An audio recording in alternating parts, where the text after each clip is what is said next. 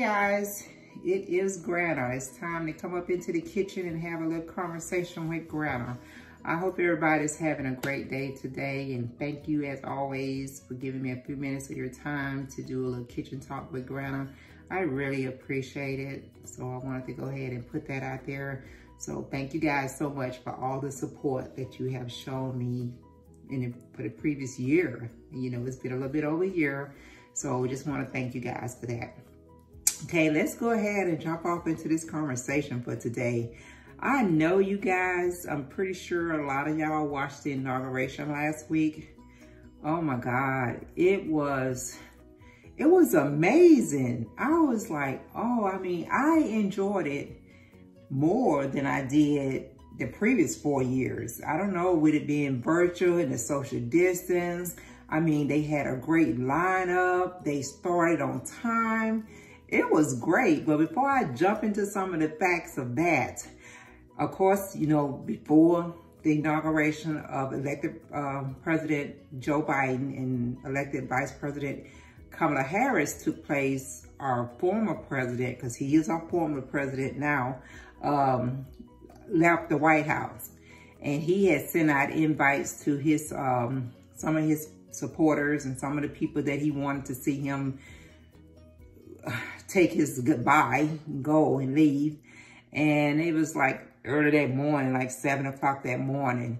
And I didn't actually catch it, but I seen it on the news when I got up that, you know, he had a few hundred people to show up. And of course his family was there, you know, and he made a little speech. And one thing I remember him saying at the speech, because like I said, I didn't see the whole going away of his little ceremony, but he made a statement saying that he'll be back. He said that, Donald Trump said he would be back. And then he said, and don't be surprised when they take up y'all taxes, because I told y'all they're gonna raise the taxes. You know, he never did ever say congratulations to Joe Biden, and he never did, you know, even just admit at that point that he had, you know, lost the election. But he got on his plane and he went on to Florida or wherever he was going. So, you know, that was that. So then they started the inauguration, and like I said, they really did a great job putting it together. I was very, very impressed with it. And I was like, I mean, I thought it was the best one they've had so far. I mean, it was really good when Obama was sworn into office and all that. But with them having to do things so different this time around with the coronavirus and everything, I just really feel like they did a good job. That team really pulled it together, did a great job. I mean, oh my God, the fashions that was brought out during the inauguration was just off of the chain, okay? We'll start with First Lady Jill Biden. She had on this beautiful kind of pastel blue, this really nice, smooth blue dress with the long coat. She looked it very, very beautiful. She was beautiful. It was really, really beautiful. And then of course, our VP, our Vice President, Kamala Harris, she had on like a, kind of like a purple looking dress.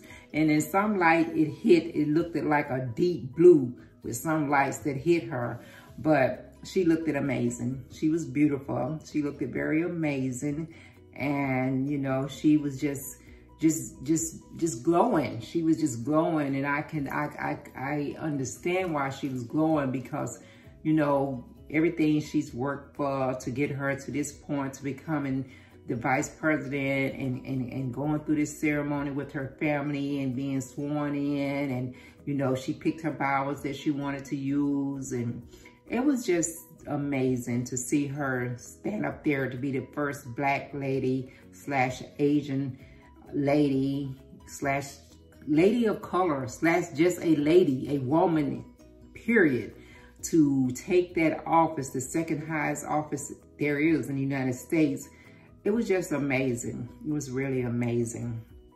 And then, of course, you know, Bill Clinton and Hillary was there. George Bush and his wife was there. Barack Obama and Michelle Oh, Michelle just, I mean, when it comes to fashion, she just stole the show. I mean, she was beautiful. I mean, just beautiful. I mean, she had on this burgundy pantsuit with the long coat. And it was just, and it wasn't even anything, no diamonds all on it or anything like that. It was just beautiful. It was simple. It was classic. It was just beautiful, beautiful. Michelle, beautiful, you know. Like I said, all the ladies, everybody that was a part of that ceremony that came out, you know. Lady Gaga, oh my God, she was amazing. She looked amazing. She sung amazing, which she has a beautiful voice anyway. But Lady Gaga, beautiful, beautiful, beautiful. Jennifer Lopez come out there with her white on, just as beautiful as ever, because she is another fashionista. She's always dressed very, very nice, very fashionable. And she sung, and it was beautiful. She has a beautiful voice. I like J-Lo from the block. I've always liked the J-Lo. She did an amazing job, okay? And then we had Mr. Garth Brooks. Mr. Garth Brooks brought tears to my eyes when he was singing Amazing Grace. I mean, come on, man. That's just one of them old-timing spiritual that anytime you go to church, majority of the time, your church is going to sing Amazing Grace, you know, and he sung that song. He sung Amazing Grace. He did a great job on that, which I like Garth Brooks also. He did a really good job, you know, with that. And then he was very personal with the audience, and he was, you know, getting them involved with the singing, you know, stopping at one part of his of the song, Amazing Grace, and asking the audience to sing along, you know, with him and everything. So he, you know, he really got the audience involved. So he did a great job. And then we had our poet. Oh my God, this young lady. Oh my God. First of all, she was beautiful. Beautiful. She had on this yellow, and yellow and orange are my colors. I love orange, but if I can't get anything orange, then my next choice is yellow. I love orange and yellow. She had on the most beautiful outfit. Her yellow, just yellow, completely yellow. She had her hair, it was tight, it was looking good. She had the crochet braids in it, had it all up in a ball in the top, and she was beautiful. I mean, this young lady was 22 years old, Amanda Gomeyer, and she was just stunning. Her poem, I mean, just stunning. And her poem was just so on point. It was just on point. And I see nothing but greatness in her future, you know. She could definitely be the next Maya Angelou. I mean, that's just how powerful her voice and her words, her spoken words, when she spoke the words were, you know. So, you know, kudos to her, kudos to Amanda. And they were saying that this is the youngest poet that has ever spoke at an inauguration, and she was well deserved. I don't know how they came about of choosing her, but they made the best choice when they went with her. She was very good, very, very good. I mean, just speechless. I was just speechless as I was listening to her. I was just like, oh my God. It was just an overall great new beginning, you know, to see this new team come into place and taking their oath and you know, kind of opening up a new chapter and letting all that stuff that we've gone through for the last 4 years, just letting it go, you know. And when Joe Biden gave his speeches, which he's been speaking on this from day one. He wants us all to be united. He wants us all to come together.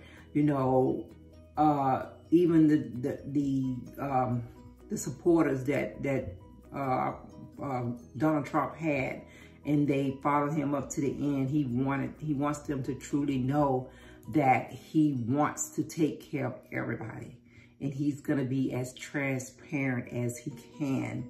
And he wants to be held accountable when he does not when he's not able to carry something through. He wants to, you know, he want to be so transparent with it that he want to come to us and tell us, hey, you know, this is not going to happen, or, you know, and then what people got to understand, you know, anytime any president take office, every time we get a new president every 4 years, or if they get a second term, they have, especially when it's their first term going in there, they have so much they have to go in and try to change up from the previous president. And especially when there was a president in place that may or not seem to, you know, see eye to eye on any of the things that the president coming in have. If they was not eye to eye on anything, so that means they got to change everything. I mean, sometime when they go into office, or you go into a position, if that person that was holding that position kind of saw some of the things that you saw, y'all could agree on some things that you may not have to work with or change up or rearrange or anything like that, it makes it just a little bit easier. But when Joe Biden took that office, there was nothing in there that him and Donald Trump agreed on.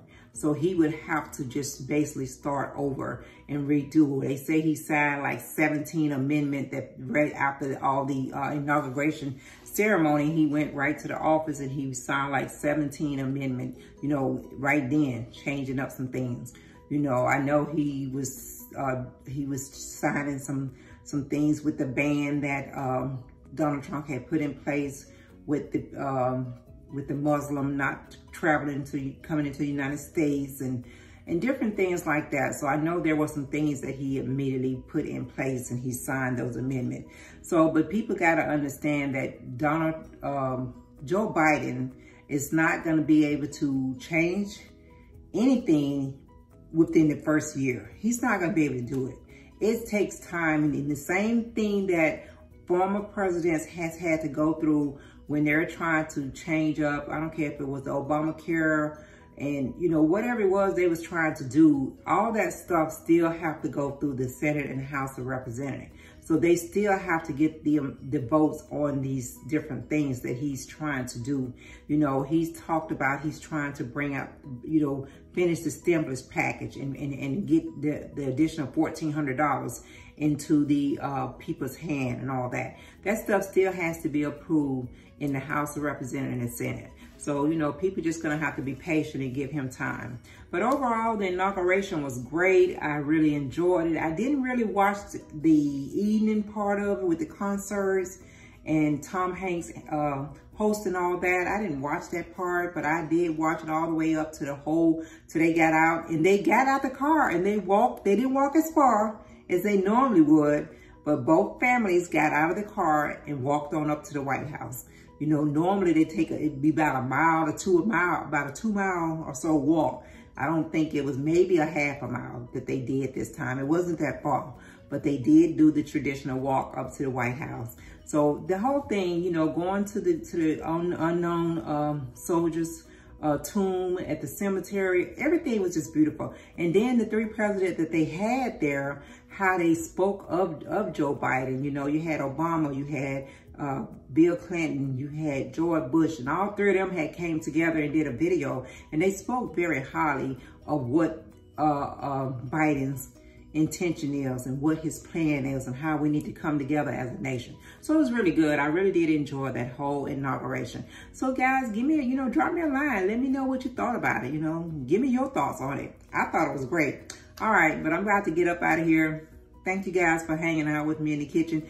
Don't forget to go back and share my video with your family and friends. Give me a thumbs up. Hey, if you haven't subscribed to Kitchen Talk, go ahead and subscribe to Kitchen Talk and become one of my followers. I appreciate you guys. Love you guys out there. Y'all have a great day. Don't forget, wear your mask everywhere you go and still social distance and just be safe, okay? Catch you guys next time around.